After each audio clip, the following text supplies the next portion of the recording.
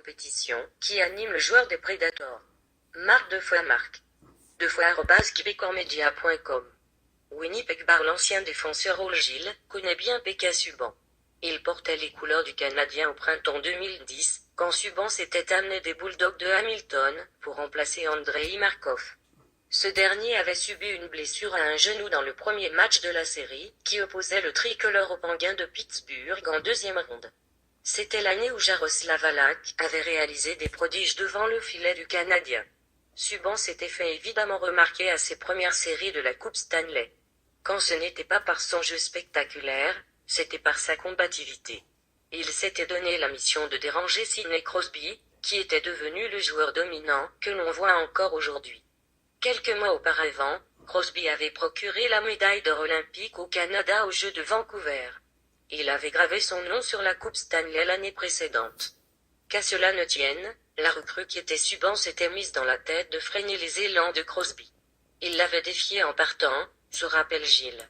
Je lui avais dit que ce n'était peut-être pas une bonne idée, mais il n'avait pas arrêté. Il a continué et on a éliminé les Penguins. Tous les moyens sont bons l'an dernier, au contraire, certains ont accusé Subban d'avoir stimulé Crosby lorsqu'il a raconté que le capitaine des Penguins lui avait dit qu'il avait mauvaise haleine durant la finale de la Coupe Stanley. Crosby avait nié l'histoire, mais Subban en avait remis. Un soir, il s'est présenté à l'amphithéâtre avec un énorme sac de magasinage contenant du rince-bouche. Est-ce ce P.K. qui a réveillé l'ours qui dormait? Demande Gilles. Il faut compétitionner de toutes les façons pour gagner dans les séries. Je détestais affronter Claude Lemieux. J'ai joué contre et avec Matt Cook. P.K. n'est pas le seul joueur qui cherche à provoquer des choses dans la Ligue nationale actuelle. Brad Marchand en est un autre. Cook était un joueur dangereux, cependant. Il a été suspendu à maintes reprises pour des coups salauds. C'est lui qui a mis fin à la carrière de Marc Savard. Lemieux en était un autre, dont il fallait se méfier. On se rappellera de la mise en échec par derrière qu'il avait appliquée à Chris Draper lors d'une série entre l'Avalanche du Colorado et les Red Wings de Détroit. Draper avait dû subir une chirurgie correctrice au visage. Ça en prend un retiré de la compétition depuis 4 ans. Gilles est analyste à la radio des Predators, avec lesquels il a disputé 2 saisons après son séjour de 3 ans à Montréal. Il a vu Subban grandir et s'épanouir avec le Canadien. Il le voit à l'œuvre régulièrement dans son rôle de commentateur. Il a entendu Subban se faire huer dans toutes les villes adverses où les Predators ont joué en série depuis l'an dernier.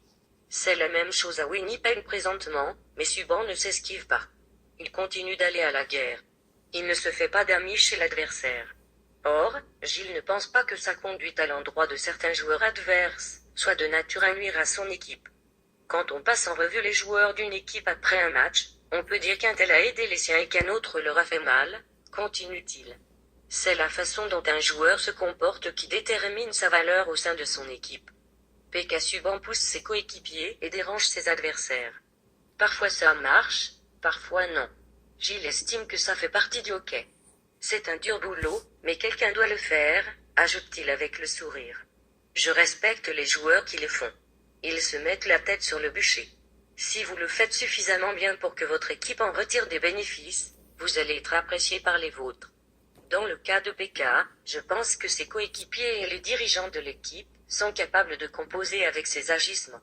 Il le laisse être lui-même. Par ailleurs, Subban est devenu un défenseur plus fiable à son avis. Il travaille fort pour améliorer son jeu défensif, continue Gilles. Peter Laviolette, entraîneur des Predators, l'adore. Il l'utilise contre les gros trios adverses. P.K. carbure au défi. À ses premières années avec le Canadien, sa passion et son désir de bien faire le portaient à commettre des erreurs. Mais c'est sa façon de jouer. Il sait qu'il est sujet à faire des bévues, mais il est capable de les surmonter et de continuer à aller de l'avant. Il a du caractère. Atout pour la Ligue, mais P.K. sera toujours P.K. Il ne laisse personne indifférent. Il est une figure polarisante, enchaîne Gilles. Il aime se retrouver sous les feux des caméras.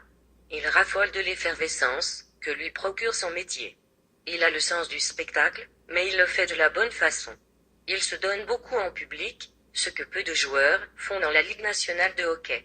Je suis très impressionné par son implication dans la communauté et auprès des jeunes. Ce qu'il fait pour les jeunes patients de l'hôpital de Montréal, pour enfants, est extraordinaire.